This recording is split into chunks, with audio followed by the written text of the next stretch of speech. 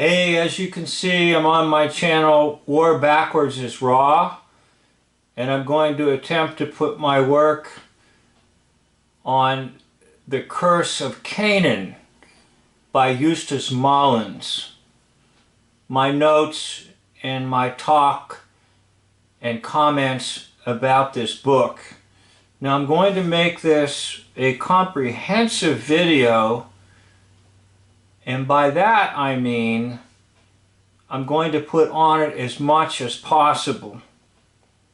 So you can listen to it and then stop it, pause it, go off somewhere else, come back to it. But I want to try to put my work on Eustace Mullins on one video. And I believe I'll be able to get chapters 1, 2, and 3. So hang in there with me. And if you look at the time and you see this is a very lengthy video, it's because I'm combining all my videos on Eustace Mullins. So we're going to go to The Curse of Canaan by Eustace Mullins, and we're going to be in Chapter 1, Part 1.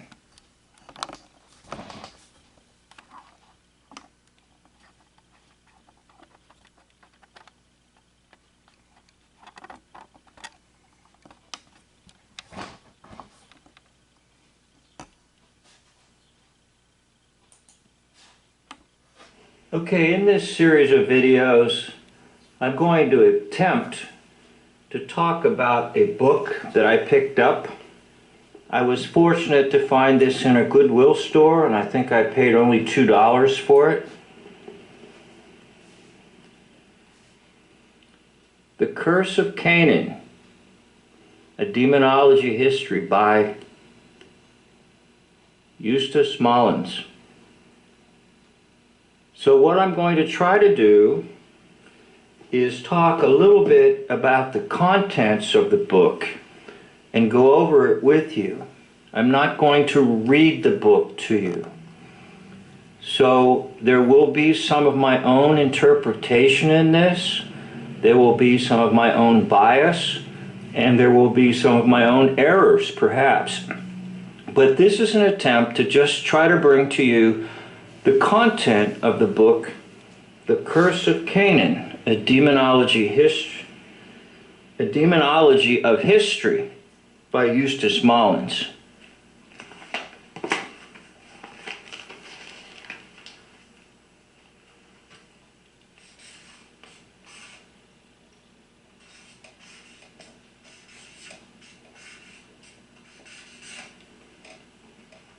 Okay, Eustace will start talking about an Arcadian scene, and he will use the Sistine Chapel in the Vatican as an example of this.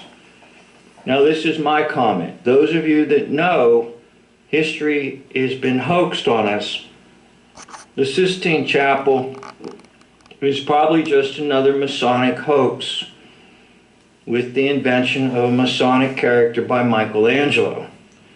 But nevertheless, Eustace Mullins will use this concept of Arcadia. And Arcadia literally is a mountain region in southern Greece. Now, in poetic fantasy, it represents a pastoral paradise where there are song-loving shepherds. And in Greek mythology, it is the home of Pan. Now, none of that content is in the book. I'm just explaining it to you in case you're not familiar with the term Arcadia and Arcadian.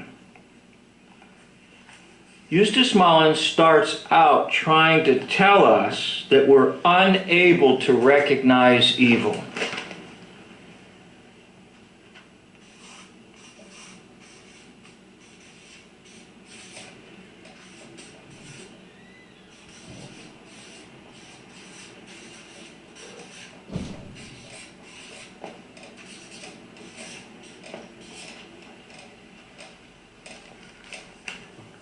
Now, why are we unable to recognize evil?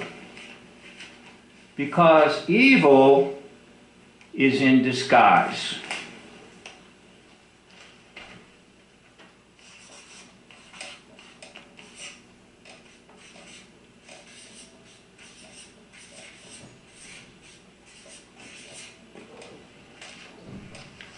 Now, this is not in Eustace Mullins' book. I'm only trying to illustrate the concept, so please don't look for it in his book. But for example, something called the Patriot Act. And as soon as you hear that term, your mind will say that must be wonderful, because it has the word patriot in it. However, if you begin to unravel the Patriot Act, you will realize that it's just evil in disguise. Now, many, many, many of these acts are given names that cause people to think they're wonderful. And the one that I've harped on a lot is called the Smith-Mont Modernization Act. And it sounds wonderful because it's modernized. But what it is it is the taking of all media and putting it in the control of the government and granting to every source of media here in the United States to use propaganda against the American people. In other words, the permission to lie and to lie and to lie. Now, this doesn't sink into the population, and I've tried and tried and tried to tell people propaganda is legal. Now, these are just examples. They're not in Mullins' books. It's my example. So evil is in disguise. Now, he also says that we've learned to tolerate evil. In other words, people just don't get too upset about things anymore these days. My example, not Eustace Mullins' example, abortion. It is so downright evil to rip out human life from the womb of a woman. It is beyond my comprehension how, as a society, we have learned to tolerate it. Now, that's my example, not Eustace Mullins. So, we're going to go now to approximately page 2 in the book, and that was pretty much page 1. So I'm going to go to page 2, and I apologize for the noises. This is kind of a primitive setup. And I'm not the best. I don't do a lot of editing, but I'm trying to give good content for you, my viewers. So please tolerate me. And don't, by the way, don't tolerate evil. Just tolerate me. All right, so now about page 2, the Curse of Canaan, Mullins is going to tell us, like, what has been the biggest concept or philosophy or whatever that has put this all sort of under its umbrella, and that is secular humanism.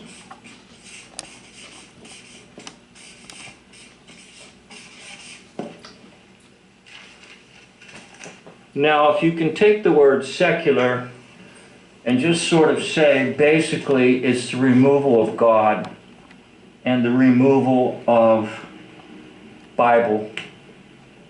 And you can go back in time to when the public schools removed the Bible. Yes, that was a big, major event for us because it was basically saying that no longer is education based on Bible and no longer is society to be structured on Bible, but it will be structured on humanism. Now, humanism is the idea of always putting human interest first and at the center of everything, okay? Now, Mullins will go into something that maybe a lot of you are familiar with, and that is the Nephilim.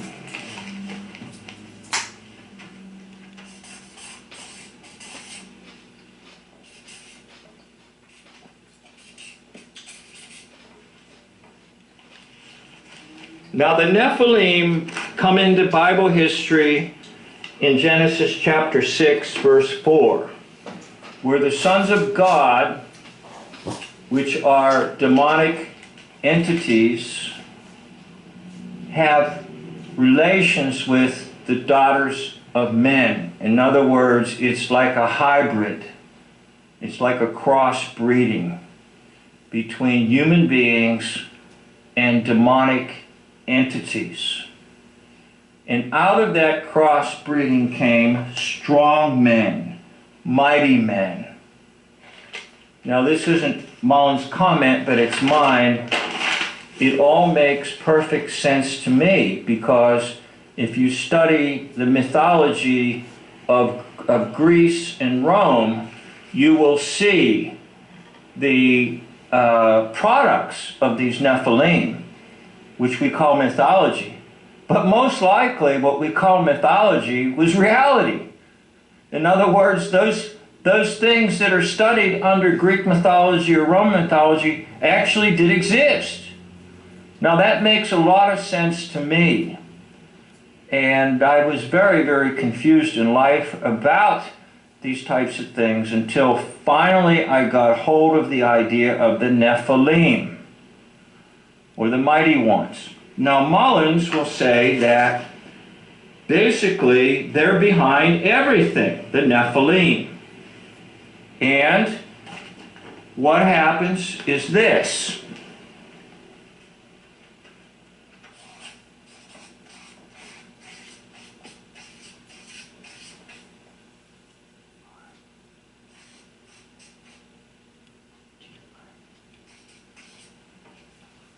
Secret societies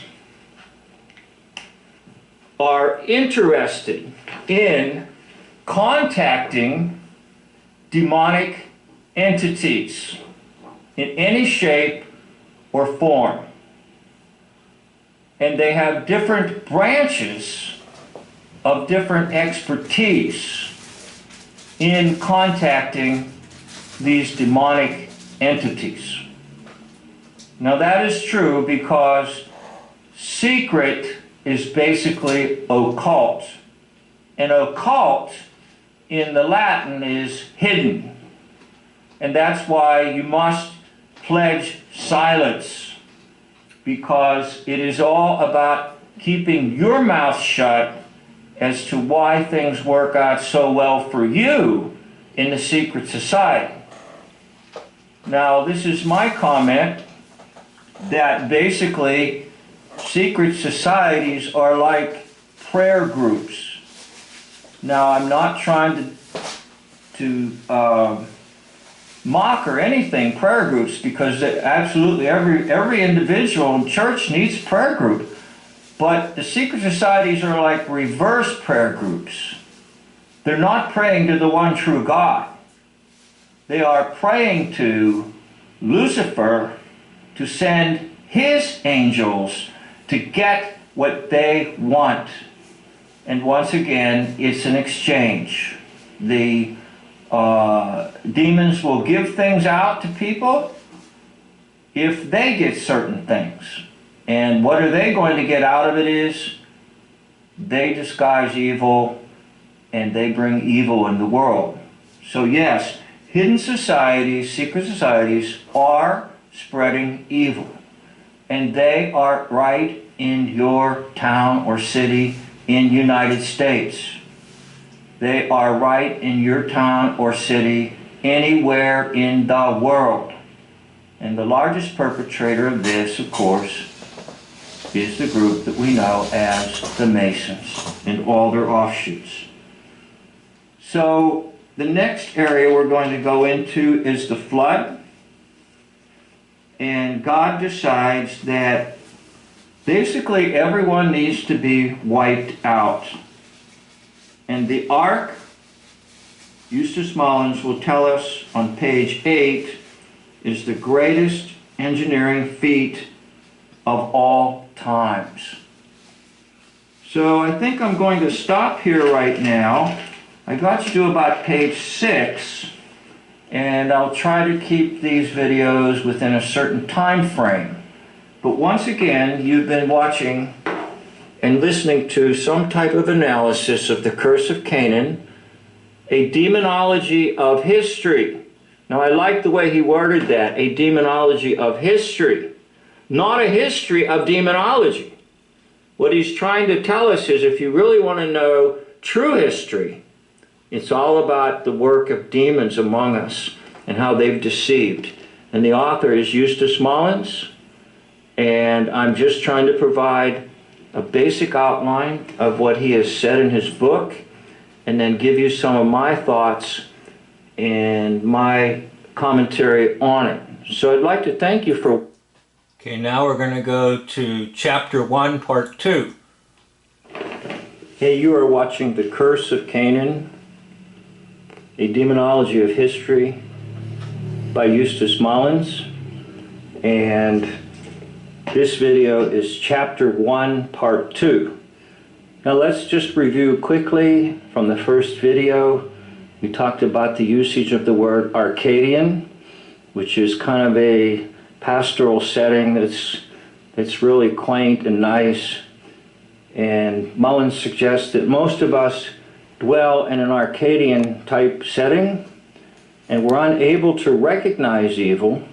Why? Because oftentimes it's in disguise, and then we've been conditioned to tolerate evil. And what is the big umbrella that under which all this is? Secular humanism. What is the power or the source of the evil? Primarily, it's the Nephilim and all the offshoots of the Nephilim, or the mighty ones. And how do they operate in society today? Basically through the secret societies. And namely, the number one would be Freemasonry, which is in every town, every city in the United States, and is scattered indeed throughout the world in towns and cities. So now we're going to go to part 2 of chapter 1.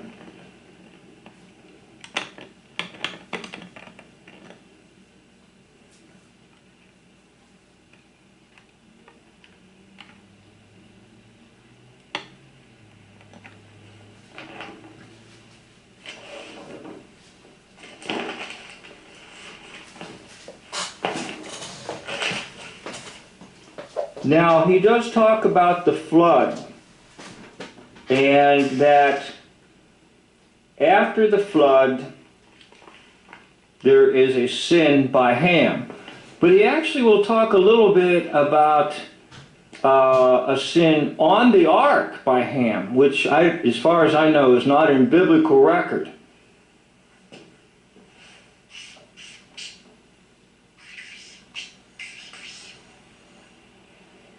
Now, as far as I know, it's not in biblical record.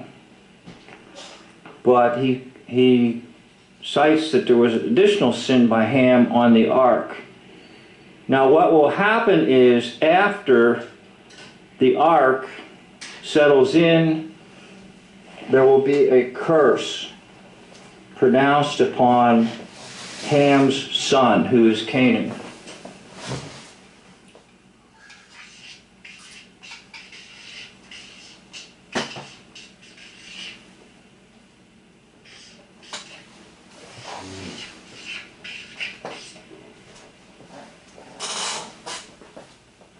Now Noah will curse Canaan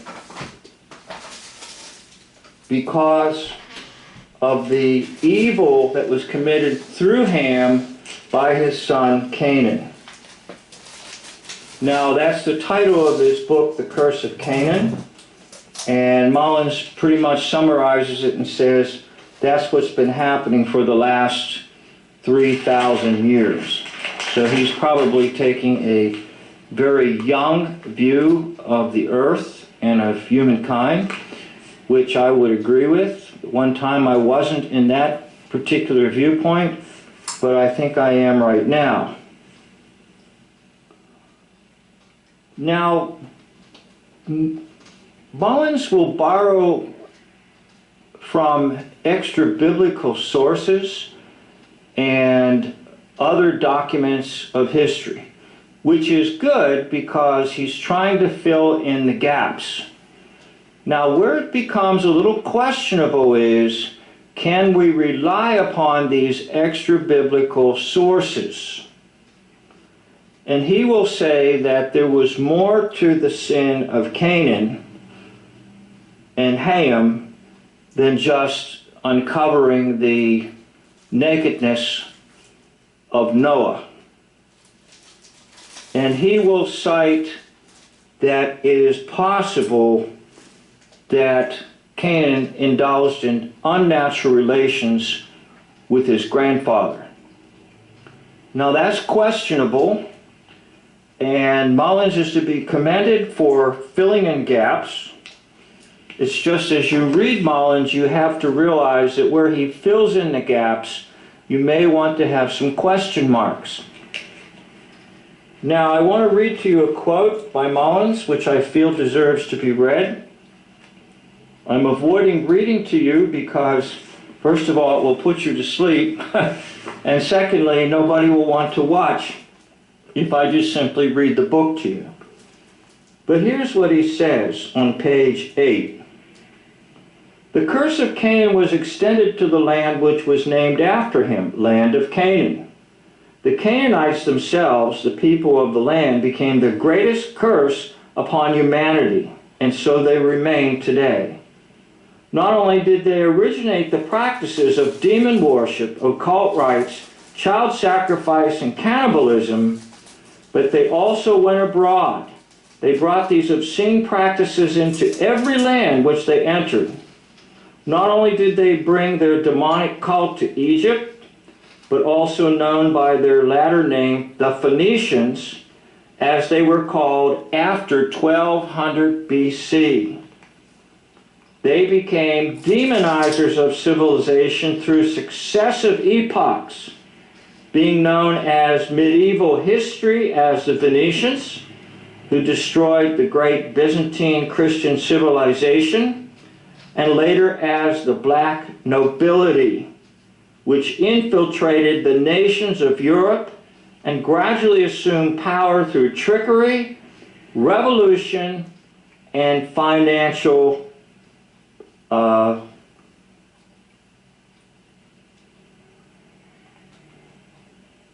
legerdemain. Sorry on my last word during the quote.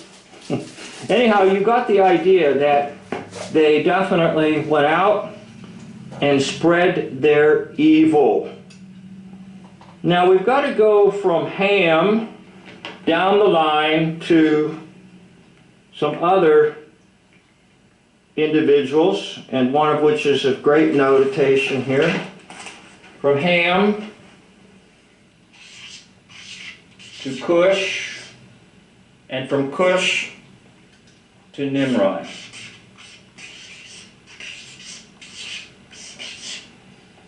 So we see the progression.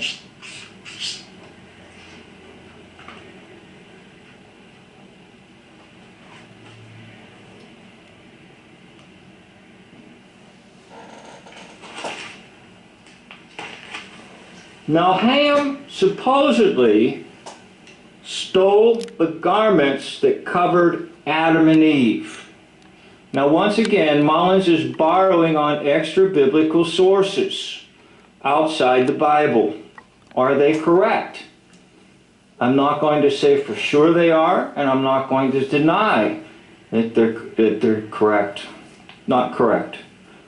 But I'm just going to say we always need to put a question mark if it's not the Bible. So he says that in this literature, outside of Holy Scripture, that these garments had some type of additional magical power. Now that's questionable, all right? However, I do find that a lot of what Mullins says is very, very good. So he's definitely worth reading. It's just that we need to have some caution here. Now, Nimrod is supposedly born on the 25th of December. And I know there's a lot of folks out there that want to get rid of celebrating Christmas. And I do understand their perspective. However, I'm not in that particular camp or category, and I hope that doesn't offend you or get you upset with me. But he does say that December 25th supposedly is the date of birth of Nimrod. Now, we go from Nimrod to, guess what? The Tower of Babel.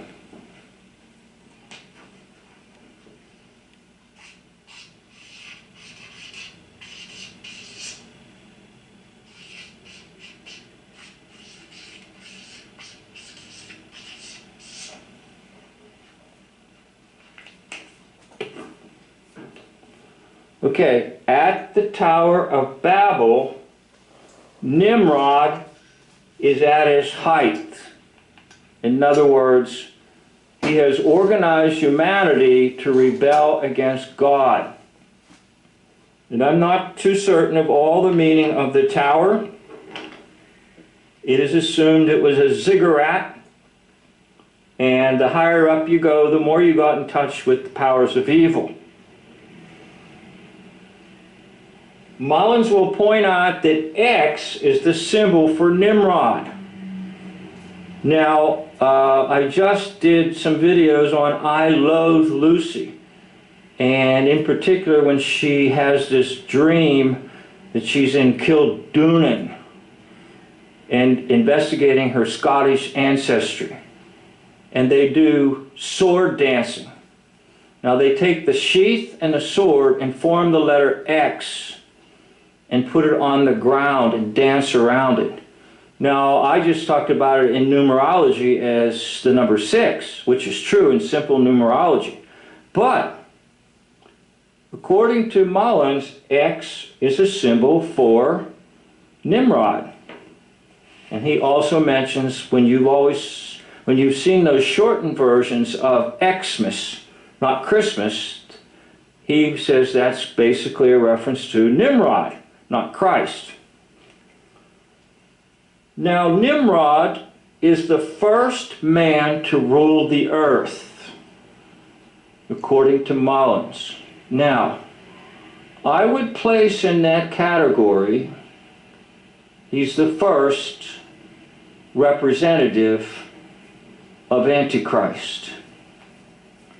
In other words, Nimrod was not the Antichrist, but he strongly showed the world who Antichrist is by his actions and what he did. So the Bible will tell us about there is the Antichrist we're waiting for. There have been Antichrist, plural, meaning men who embodied everything that the Antichrist will embody. And then there's the spirit of Antichrist. And it's the two latter that we're facing, the spirit of Antichrist and those who perform as if they're the Antichrist. We're awaiting the Antichrist. Now, Mullins doesn't mention those three things. I do, and I'm giving you that as commentary. Now, another very interesting thing that Mullins will tell us is, and I'm going to have to change my paper here.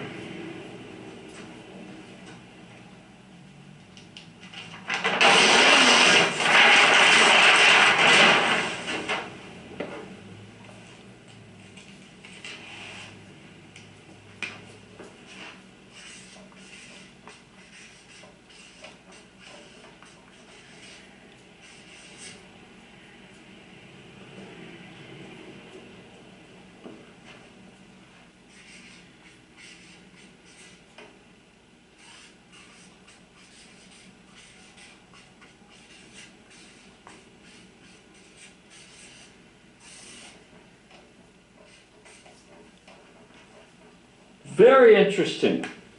Those of you that like etymology and words,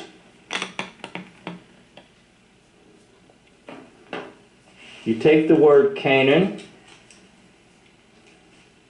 which is the name of the son of Ham, and then the name of the land, and the name of the individuals who are all offsprings of evil, and then you combine it with Baal or Baal, which is the false god or ruler of this world, or the ancient pagan name for their god. And then you combine those two words and you get cannibalism. And yes, according to Mullins, all of these who are involved with the Canaanites practice cannibalism. Now, let me just interject a word here. There are different levels in secret societies, and those at the lower levels probably do not know these particular rituals. Only those in the higher levels will probably know and understand cannibalism and even human sacrifice at the highest levels. So those who've entered these secret societies at the lower levels, they just see like a club or a brotherhood where you can get away with certain things because you know so-and-so, or you get a discount, or you get extra business because they're a member of the club or secret society. They know nothing of these horrendous Canaanite rituals such as child sacrifice and cannibalism. Now, according to Mullins, who again is borrowing on sources outside the Bible, Shem will behead Nimrod. And he's borrowing on Josephus, the historian. And Josephus is pretty well recognized as a valid source of Roman history and biblical history. So Shem will behead Nimrod. Now, after beheading Nimrod, he will take the pieces of the body of Nimrod and send those pieces out to these various locations where these cults operate. In other words, Shem was trying to send the message: if you continue to practice these practices, you will end up like Nimrod, cut in pieces. Now, what happened was that upon receiving these pieces of his body, the priest and the cult members treated them as treasures. Treasures. They've got a piece of the body of Nimrod. And hence, it kind of backfired. In other words, the cut-up body became almost like a parallel to communion or Lord's Supper, the body of Jesus broken. It's kind of like a parallel to that, but in an evil manner, okay? So a lot of these what are called mystery cults have come out of this.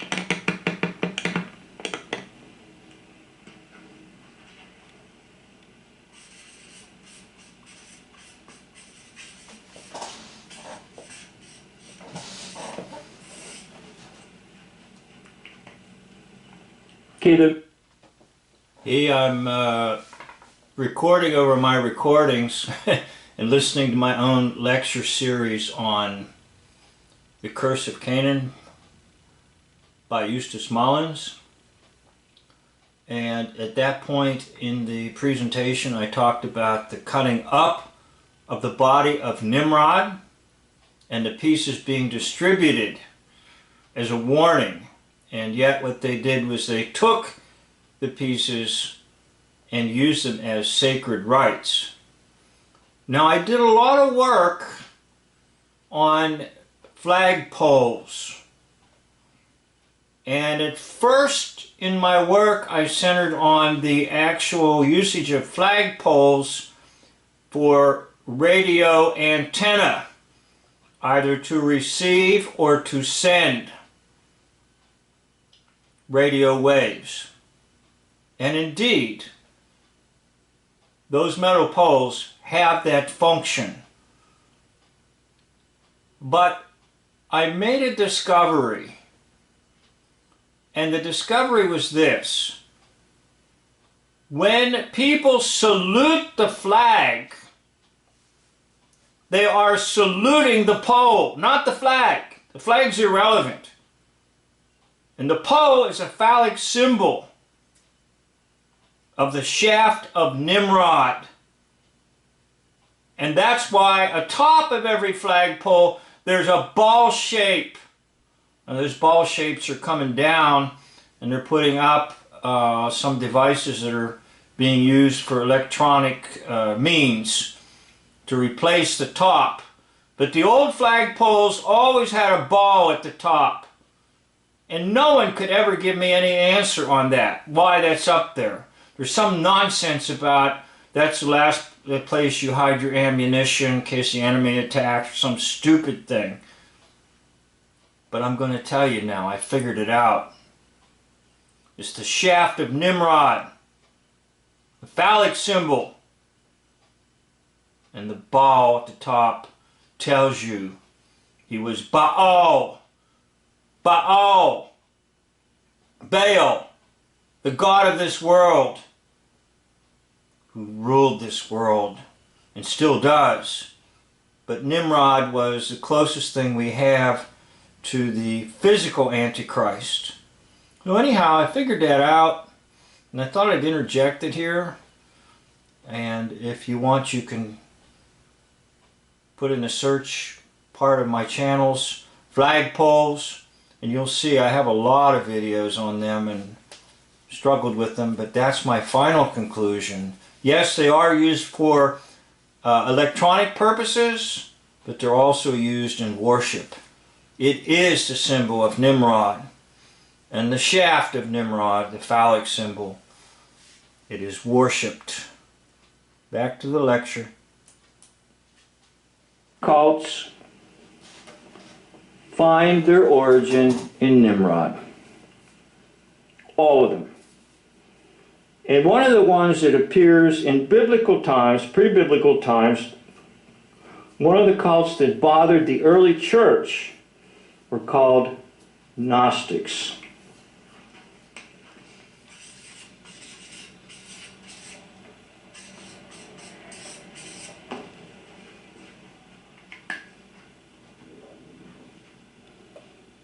Now, why are they called Gnostics? It comes from the Greek word for knowledge.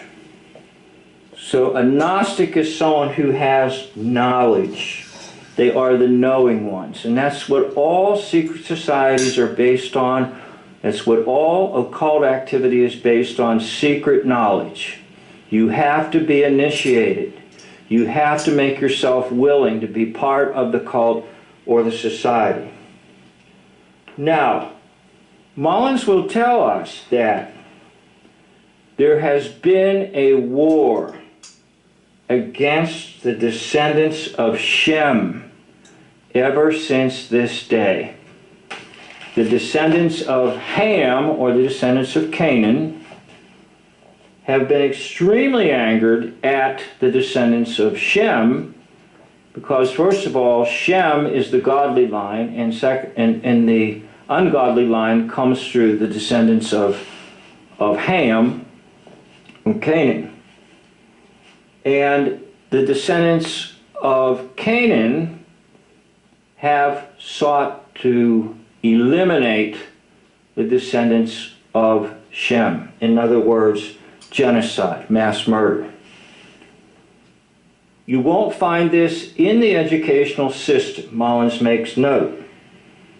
You won't find it at university level, and you will not find it at seminary level or theological schools.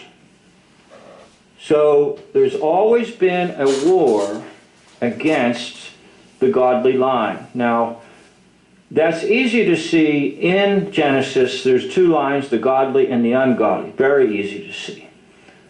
It also is sort of brought out by St. Augustine in his work, the city of God, where there's the city of God and the city of man. So it's kind of easy to see, but yet Mullins makes it really, really clear. It's coming from the burning anger of the descendants of Canaan and all their evil ways. They're mad that there's good out there. They're mad that there's holiness out there. And they don't want any parts of it, and they just want their system to rule and reign on this earth. So Paul the Apostle talks about it in a different manner in Ephesians 6, about the spiritual battle and the armor of God. Now, a lot of what you hear is not coming out of the book Eustace Mullins. I'm interjecting some of my own thoughts here, but I am trying my best to use Mullins as a framework. So we're going to go to the next thing, and I need to clear my board.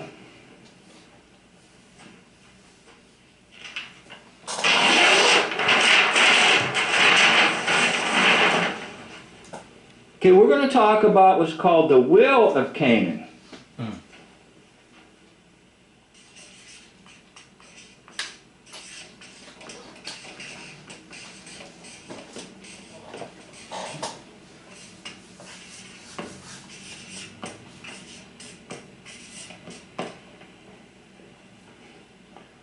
Okay, now the will of Canaan has 5 basic points to it.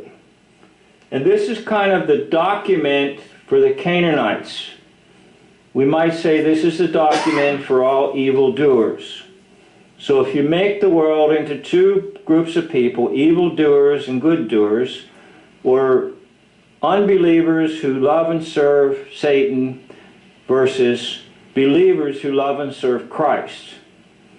I know I'm oversimplifying it, and it's not exactly the way Mullins presented it. But I'm going to give you the content of what Mullins said. These are 5 charges or 5 instructions that need to go out to all the descendants of Canaan. And that is, love one another. And I'm going to put in there the club. Now, Mullins doesn't put it that way, but love only the members of the club or the secret society. Now, what else should you love? Robbery.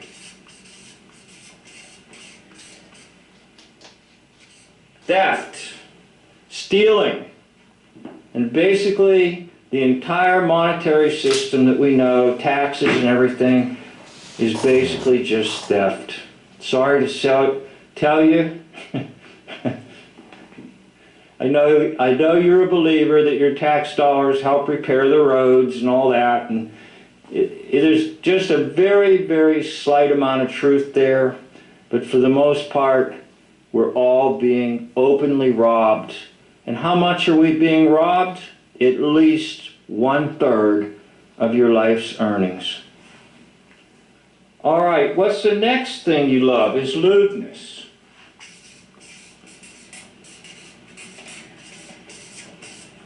Now, when I said you, I didn't mean you. I mean, if you're a member of this secrets cabal, if you're a member who wants to be a Canaanite and participate in evil. You love anything that's perverted or anything that smacks of just open sin, anything that is basically against God and His Word. And then you are to hate something. Who are you to hate?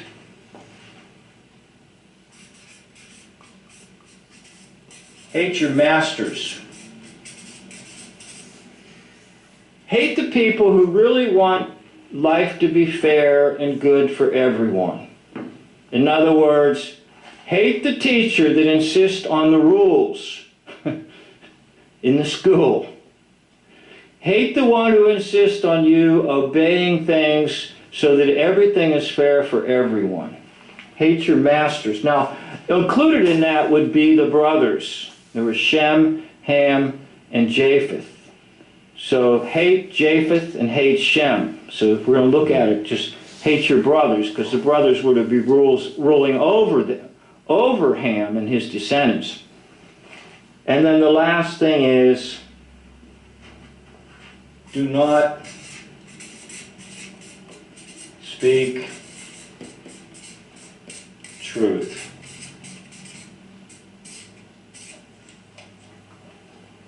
So, is there a hoax lie system? Absolutely. Is it massive? Absolutely. Now, I remember when I first got into understanding truth, and I first came across the whole idea of being lied to, I only saw it as occasional lies here and there. I knew there were some occasional lies, all right? But I had no idea that it was massive. I had no idea that it's basically everything, all right? And for me, that was the hardest pill to swallow. You know, like the two pills presented in the movie The Matrix. Which pill are you going to swallow? That everything is basically fine and it's an Arcadian existence, right? Back to Mullins. His Arcadian existence, right? That everything is an Arcadian existence with maybe an occasional blotch on the green pasture, or maybe an occasional animal that causes a little commotion? Or is it the land of Canaan with demonic entities controlling our lives and human beings who have pledged themselves to these 5 charges of Canaan, the commissioning of the Canaanites, and basically what we call the controllers, which people call the Illuminati. You can have a number of different terms for them, but basically they are in line with the will of Canaan. They are in line with this document. And that is who we face in the hoax lie system. So I think I'm going to stop right here because I think I have said enough. And once again, Okay, we're now going to proceed to Chapter 1, Part 3. Hey, you're watching The Curse of Canaan, a demonology of history by Eustace Mullins. Now, I'm not going to read it to you. I'm going to present to you some highlights of the book and provide to you some commentary on the book. You are invited to read the book, and you are invited to comment upon my video. I do not hold perfect analysis of his book, but I am trying to bring his book out into the open so that we can take a look at what he has written. Now, this is a review from the last video I made. It was called The Will of Canaan. These are the instructions that were left to the descendants of Ham through his son Canaan, who became the Canaanites. First, they were to love all those within the tribe, and I put their club. That's a little better understanding today than the use of tribe. And love robbery, lewdness, and hate your masters. Now by that would be meant the 2 brothers of Ham and their descendants. So you're to hate the ones who are supposed to rule over you, and then never speak the truth. Now we know that's true because you're watching this channel and you know that you're not going to get truth in your history books. You're not going to get truth in your newspaper or your news spellcasters. So we have to realize that basically we're always dealing with hoaxes and lies.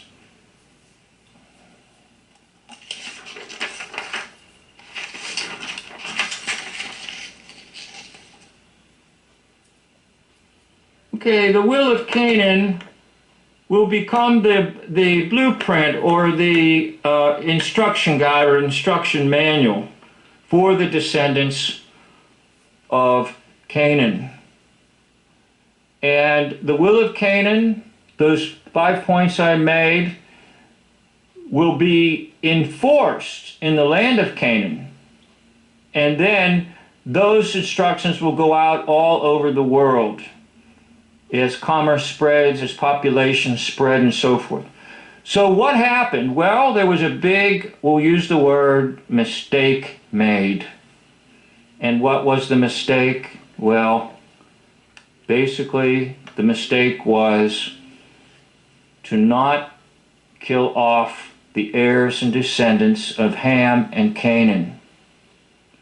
And the Israelites were given specific instructions over and over and over again to annihilate these descendants.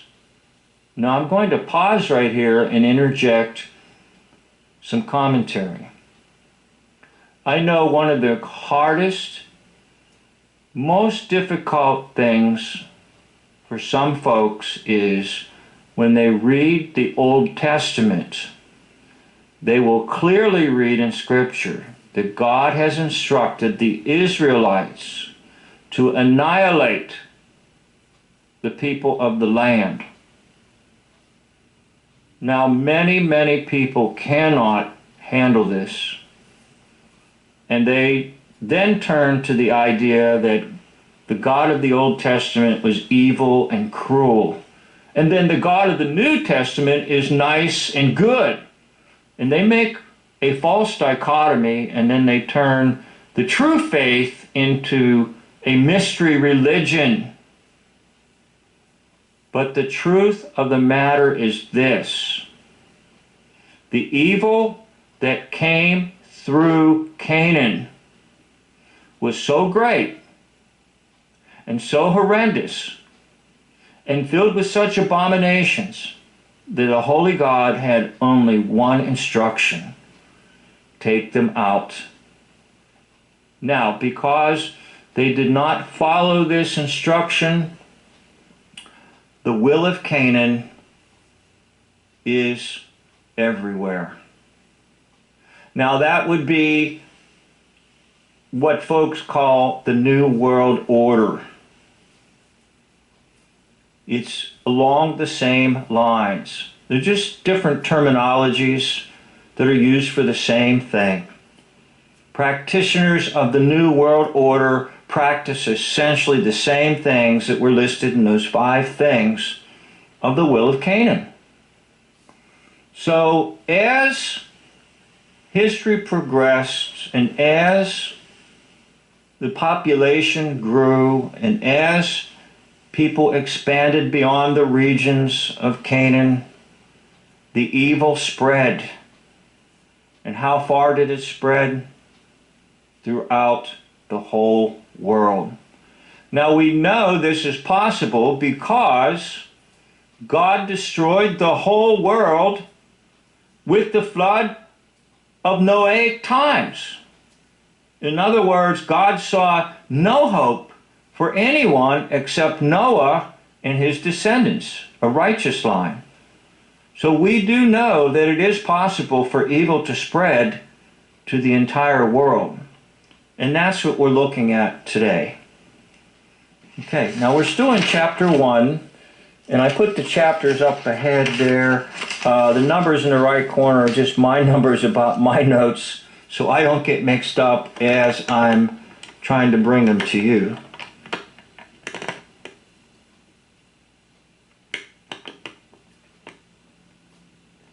Okay, so Mullins will point out on page 18 there is a 3,000-year historical blackout.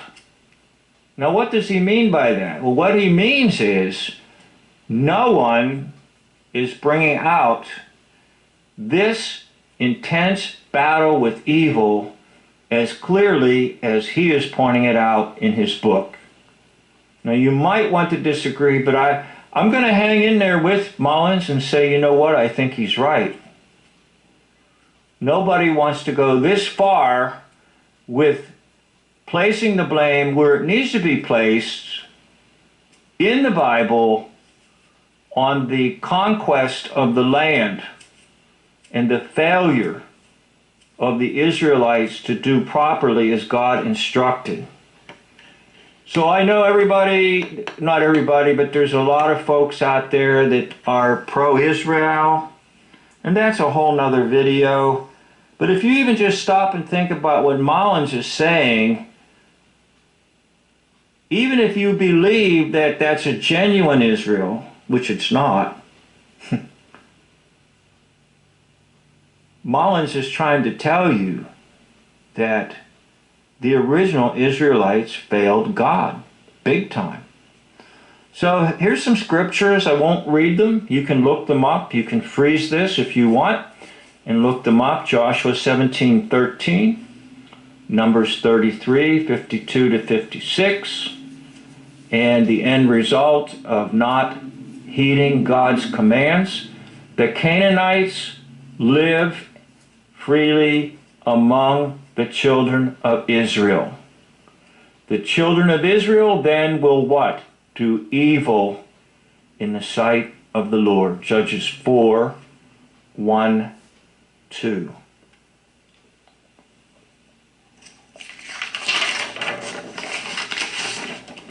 Now Mullins points out that there was a time when their abominations were just practiced openly. And you can read that in Psalm 106, verse 37 to 38.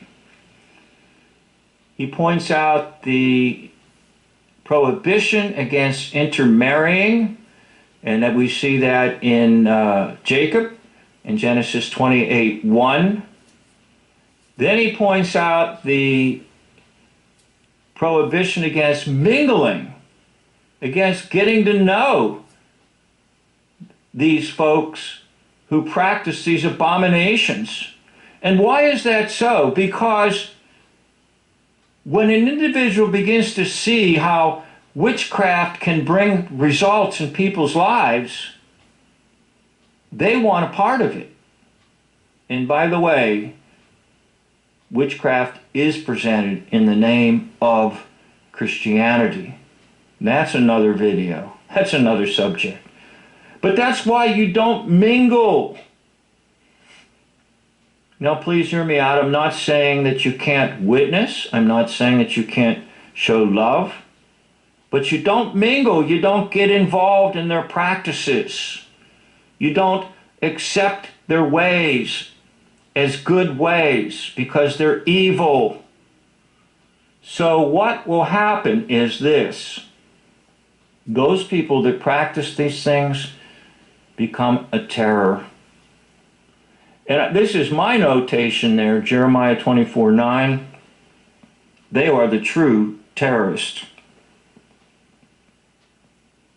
No, nobody's waiting to strap a bomb around their waist and come into your church or your school and blow themselves up to kill others. No.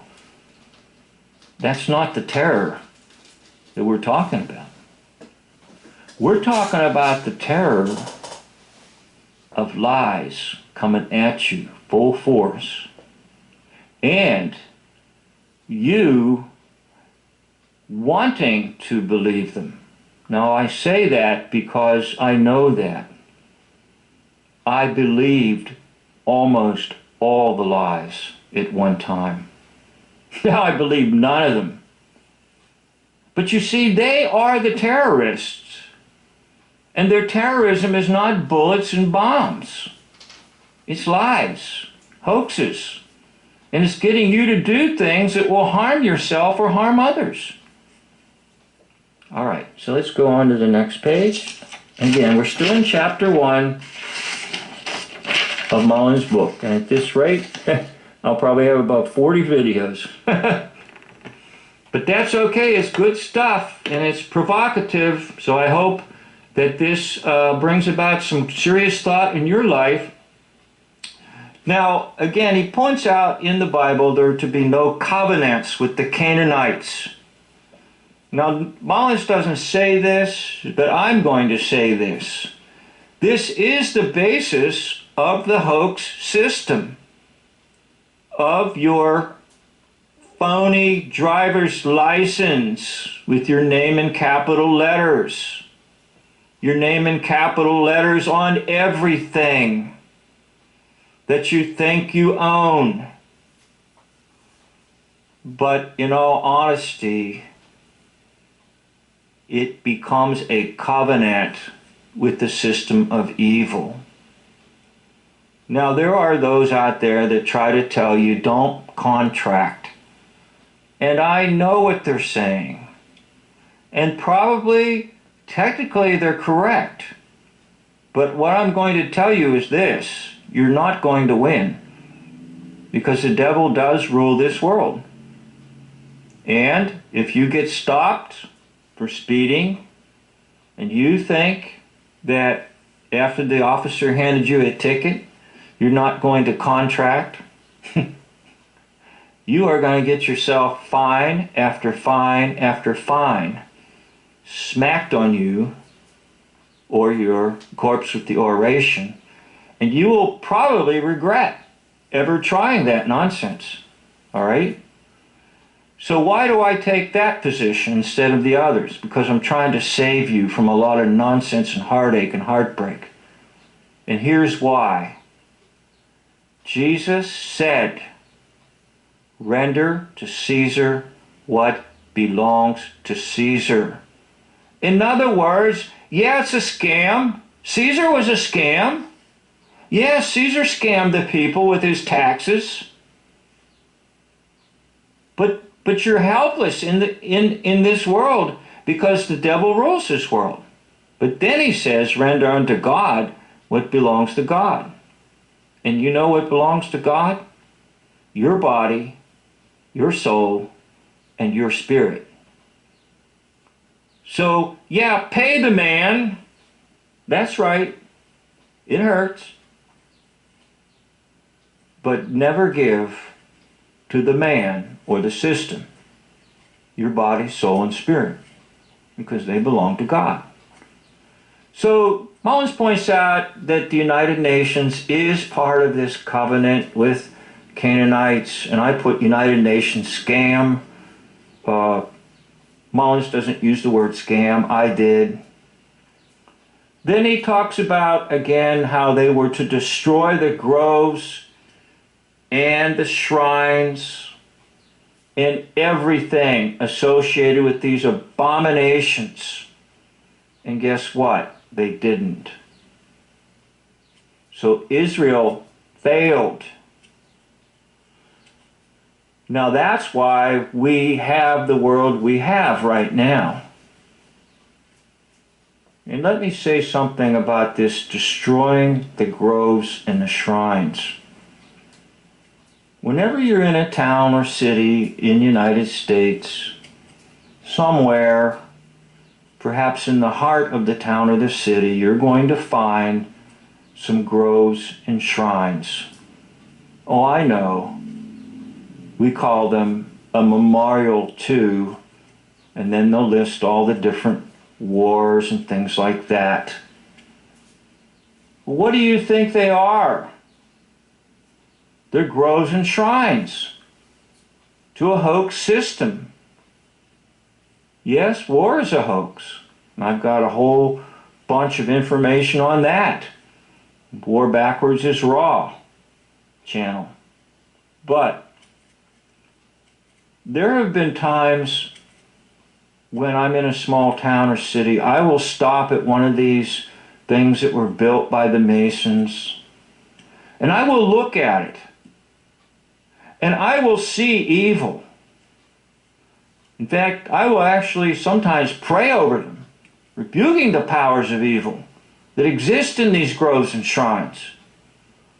Now you can do what you want, but be aware, everywhere in the United States are groves and shrines that have been put there by the Masons, and they do emanate evil and demonic forces, so that once you come near them, you will believe the lies.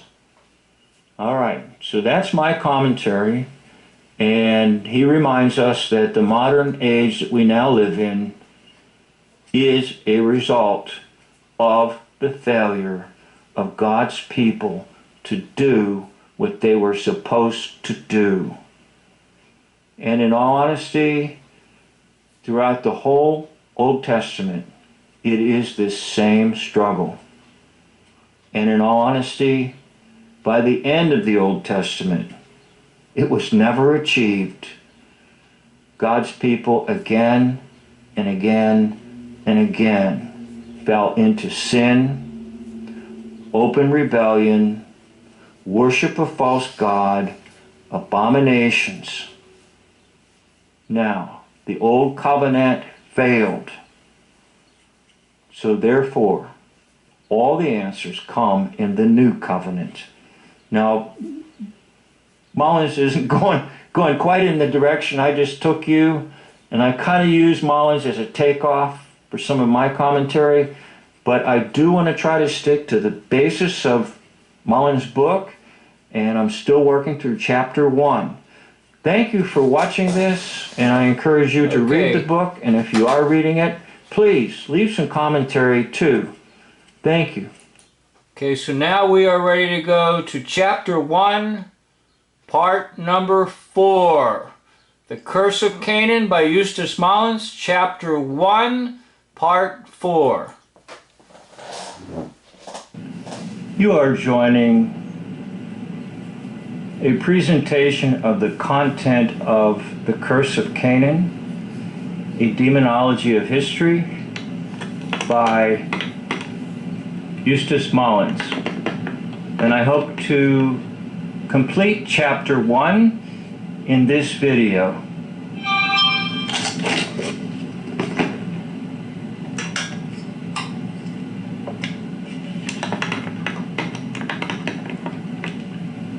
Okay, so we're in chapter 1 of this book, and Mullins tells us that the Canaanites will begin to spread across the earth.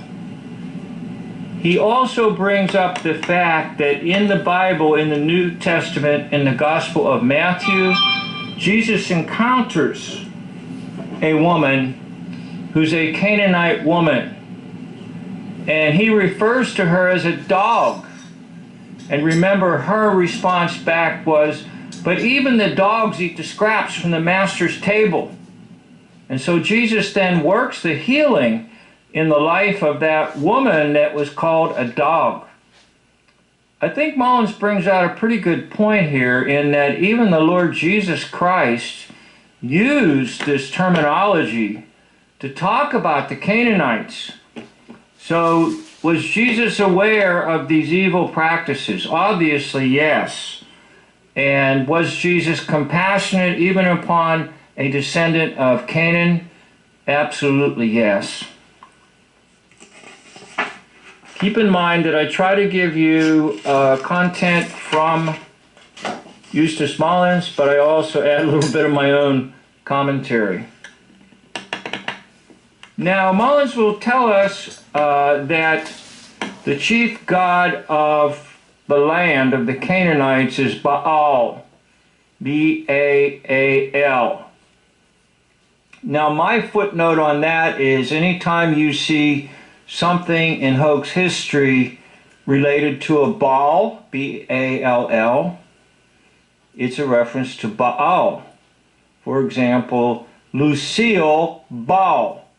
Lucy, code word for Lucifer, and Baal, code word for Baal. I did some videos on her and some of the strange things that occur in the Lucy, I Love Lucy series, especially the one where they're in Kildonan. Lucy has a dream. And she goes to this town in Scotland in her dream. And the truth of the matter is, in that town they practice human sacrifice.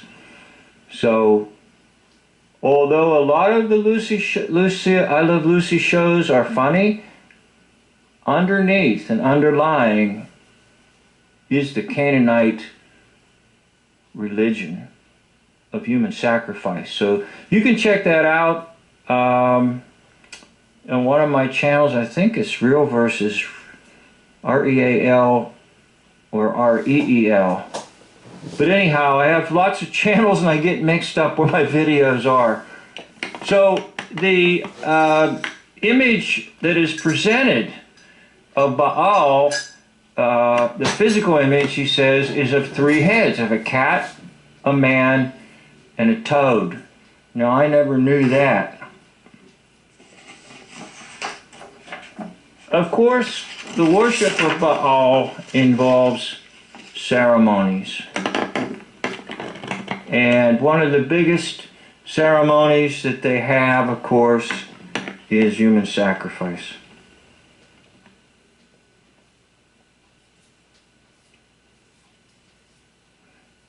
Now, has human sacrifice continued to be practiced? It is practiced in the world. Was it practiced here in the United States? If you read the right people and know the right sources to refer to, you'll find out that folks like Benjamin Franklin, yes, practice human sacrifice. Human sacrifice, cannibalism, remember those are two words put together, Canaanite, Canaans, and Baal, putting together Canaan, and Baal, cannibalism. Children given over in sacrifice, and a lot of this is done where? In shrines and groves, hidden. Let me just make a comment here. This is not Mullins' comment, it's mine. Most Masonic temples, they will make sure that the windows are covered up. And in some places they'll actually brick over the windows. Where I was living in Virginia, one of the local towns, they had a place above a restaurant, and rather than cover the windows, they removed them and put brick there. And you could see where they removed the windows so no one could look in. So the groves and the shrines, the hidden, are right in your own town. Drive by your Masonic temple or lodge area and you'll see. If it does have windows, they cover them up. And if there is an open window, it's just their lobby. But they do not want people to see what they do behind closed doors. And so the windows oftentimes are sealed and you can't look in. Okay, now, Mullins will bring out that a lot of this will spread to the true faith through King Solomon. And incidentally, back to the Masons, that's why the Masons love Solomon so much.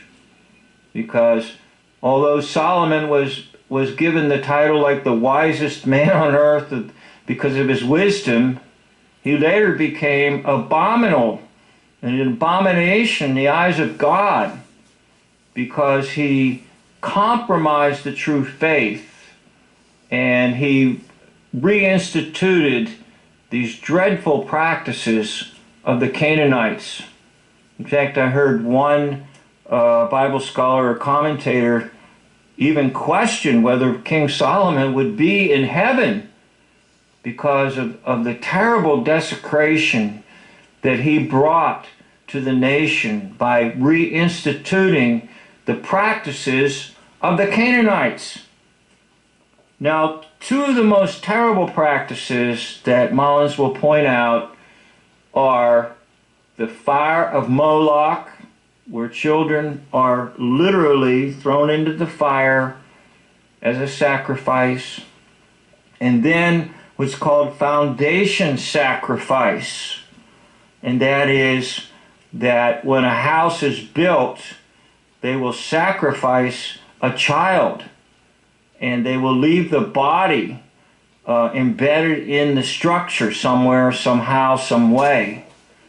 So I've heard of other strange things occurring, like I believe it would be the Hindus. When they get to a new house, they bury the head of a serpent or something. I don't know. But anyhow, it's the same idea that they do this to bring good luck or their blessings of their God or whatever. But again, it's an abomination in the eyes of God. Now that would be on about page 24, just to give you an idea of where I'm at.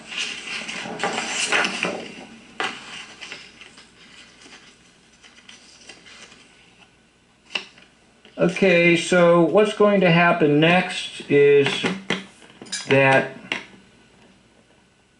the evil of the Canaanites is not openly discussed. Now, what does he mean by that? Or that's my terminology there. It's purged from history books. It's purged so that it doesn't enter into seminaries.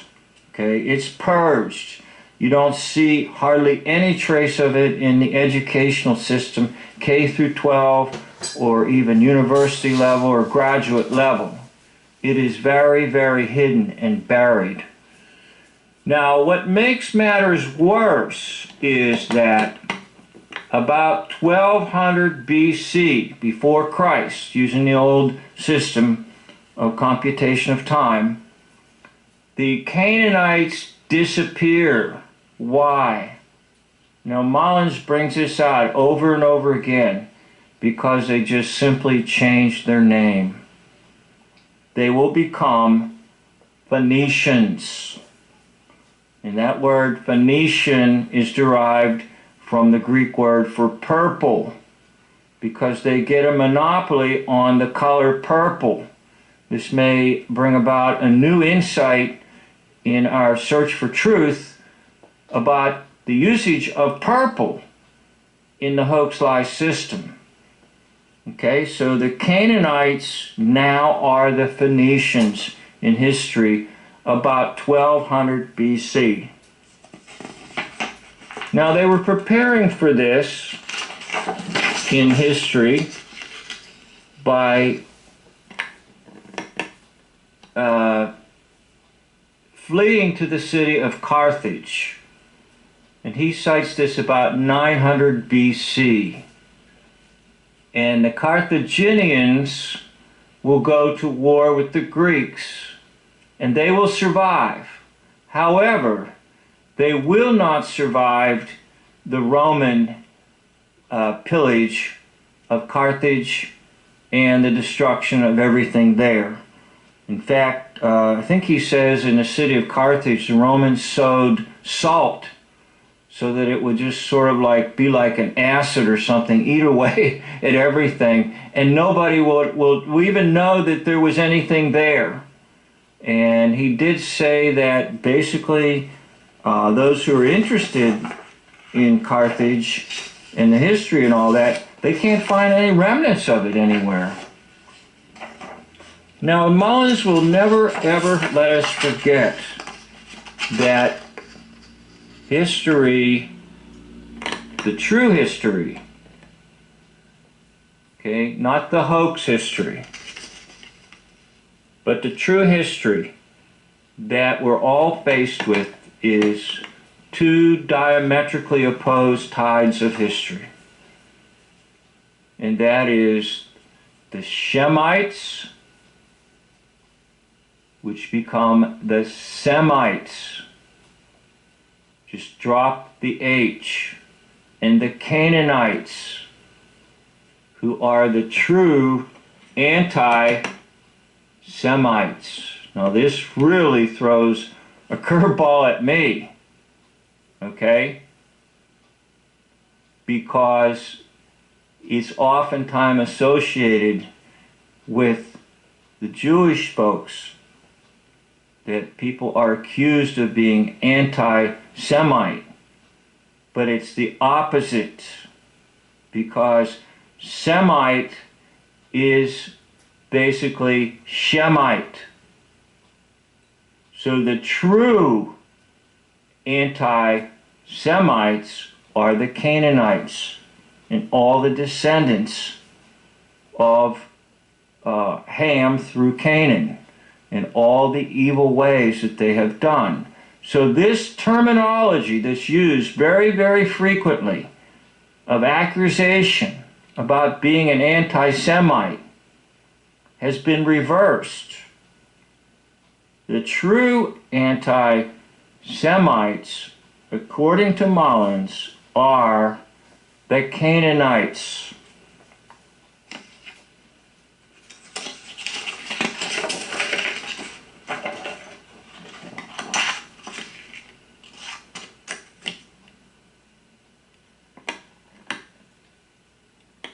Now the Canaanites will prosper through commerce and trade.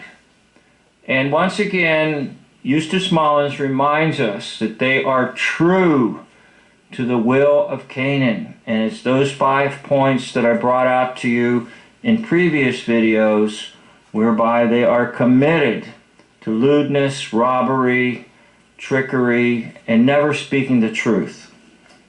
That's why it's so hard, by the way, to get any accurate information about anything, because they are absolutely sworn to secrecy. As a footnote, you will see sometimes in hospitals that stupid poster of a child with his finger up against his lips, like going, shh. And they try to make it out like, don't talk in the hospital because people are sick. But really and truly, it seems to be a reference to the last point of the will of Canaan. Nobody's to say anything about anything, even if people are getting robbed openly. All right, that was my little comment. It wasn't Mullins. All right, now Mullins will talk about the Christian knights going off to the Crusades. And Mullins' analysis of this is pretty interesting, because he says basically they go off to the Crusades and the Canaanites are staying at home and they can't wait to rob and steal while the knights are gone. So this is not Mullins' phrase, it's mine. While the cat is away, the mice will play. So the cat was gone, the knights were gone, the protectors of society are gone, and now of course the Canaanites have a feast day, and they will ravish the land. They will commit fraud. They will steal property. According to Mullins, the knights will come home brokenhearted and broke and pretty much eliminated. And he basically says if any of them were left, they were just beggars on the street. Interesting, very interesting. The type of history you're not going to get in your history class in high school or college. So Mullins will never let go of this because it is the truth. The Shemites or Semites, the godly line, versus the anti-Shemites or Semites. And that's the struggle of history. And keep in mind, the accusation of being an anti-Semite has been reversed. That was page 32 of the book. Now, how can we know the difference? How can you know if you're in the presence of a Canaanite? How can you know the difference by what you hear and see around you? Well, Mullins basically gives a biblical answer. It's just by their deeds you will know them. Okay? What exactly is the deed that's being pulled off in front of you? And I don't care who's doing it. I don't care how respected they are in the community. I don't care what position they hold. Is the deed evil? And if it's evil, it's a Canaanite, which means that things have been infiltrated.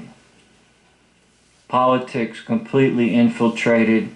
Educational system, yes, infiltrated. Medical system, yes, sorry to say,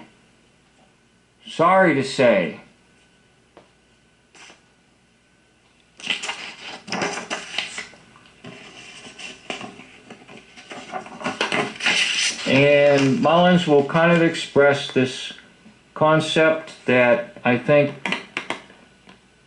will echo in all of us as I read it. People of Shem have no idea what's going on. The people of Shem have no idea of what's going on. And then he issues another warning.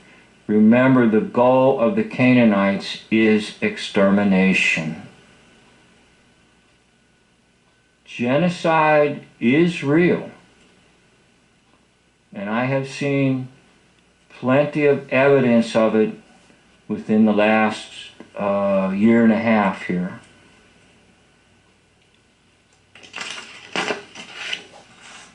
Okay, pretty much I've tried to stay with Mullins and give you what Mullins has said.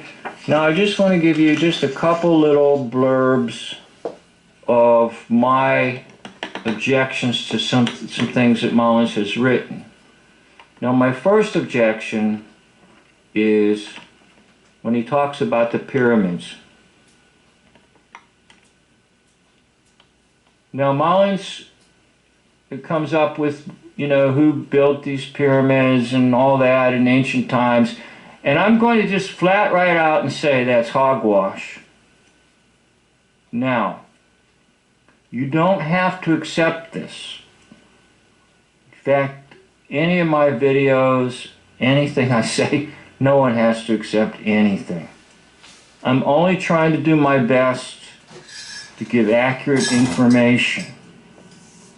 Based on my research, I am certain that Napoleon built the ancient pyramids in and around the early 1800s.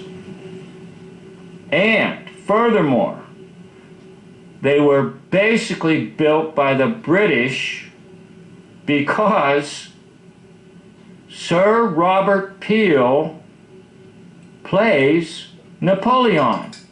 Yes, Napoleon's a fake. That's right. Wasn't going across Europe ravishing towns and cities and killing people. They were pulling hoaxes. War is a hoax. And yes, the Napoleonic Wars were hoaxes too. But I have a video, and I forget where I put it, on what channel, but in my video I will show you that Sir Robert Peel of England played Napoleon. Alright? And Sir Robert Peel is credited with giving us citywide police forces. Thank you, Mr. Robert Peel. He founded the first city police force, and that is why they're called bobbies in England, because it's after his name, Robert. Robert Peel puts on a costume and plays Napoleon. So while Napoleon's army is in Egypt, they're building these things. Armies oftentimes were builders. Now, just a little sideline on that too. When I lived in the Blue Ridge Mountains, there was a church that dated back to the Civil War. And the church was built during the Civil War with the help of Confederate soldiers.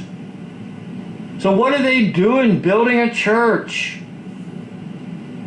If they're out fighting Northerners, no way. They just built a church. They helped to build it. So this is not impossible. In fact, what I'm telling you makes a lot more sense than a madman going from town to town, ravishing the whole area and killing people and everything. Basically speaking, history's not composed of war after war after war. Now, where did the phony wars start? I'm not entirely sure, but I'm going to tell you this. I believe that the ancient pyramids were built by Napoleon's army in the early 1800s when he was down that way in Egypt land. Alright, so that I object to that about the ancient pyramid stuff. No big deal. Anybody can be misled on that. And the other slight objection I have is it appears that, especially on page 32, Eustace Mullins seems to get real close to making everything an issue of the skin. Now, Mullins can be right on a lot of things and then can be off on a few things, but his book is worthy of reading and much good information for anyone. Now this concludes chapter number 1, and if you have enjoyed this excursion, please leave me a little note and let me know. I do appreciate your notes left in the comment section, so I know you're watching. And especially if you got to the end of the video, let me know, because I know there's so many folks out there that only want to watch maybe 5 minutes or 7 minutes and they want to move on to another video. So thank you much, and I'll try my best to get through this book, and I appreciate you being right there with me as I'm talking. Okay, so that concludes chapter number 1, The Curse of Canaan, by Eustace Mullins, in my comments. And those 4 videos can be found separately on my channel, War Backwards is Raw. Just go to the section where you type in the search engine from my channel and type in Eustace Mullins, and they should come up. Now I'm going to stop here with chapter 1 because there's a lot on here, and I'm going to make another video that will try to include chapter 2 and chapter 3. So I do want to thank you for watching this, and I do want to ask you once again to echo what I said previously. Please leave me a comment, even if it's just a real short comment. And the reason I'm asking for that is because if I know I'm in touch with you in some way, it inspires me. It empowers me to keep going on and creating videos. So please leave me a comment and let me know you're out there. And again, I'd like to thank you for watching this series. This concludes chapter 1.